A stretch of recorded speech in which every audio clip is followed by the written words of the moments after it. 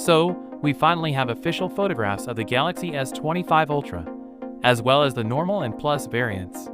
First, let's look at the official photographs of the S25 Ultra. The phone is featured in Samsung's distinctive titanium blue color.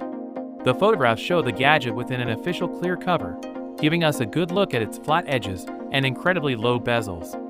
Another thing to note is Samsung's new Qi 2 Ready case, which features a magnet array that attaches to the tablet.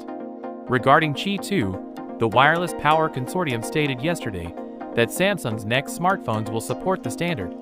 To make matters even more interesting, WinFuture, the source of these images, claims the S25 Ultra will handle 25 watts wireless charging, a significant 10-watt increase over the S24 Ultra.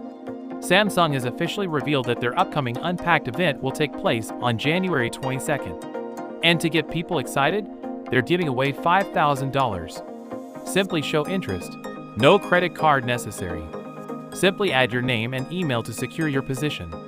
Samsung is also offering $50 in free credits, which can be used once pre-orders for the S25 go live.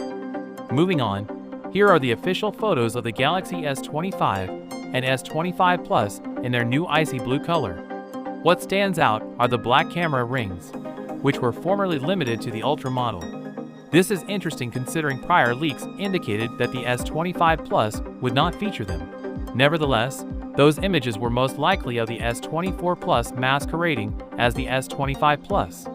In any event, official photographs show both the Standard and Plus editions have slimmer bezels than last year's models. Aside from reduced bezels and new camera rings, the non-Ultra models are unlikely to see any design modifications. Now, the next big innovation in smartphones is artificial intelligence, and Samsung appears to be taking it to the next level with the S25 series. So with that being said, let me know your thoughts in the comment below. If you are new here, please subscribe. Peace out.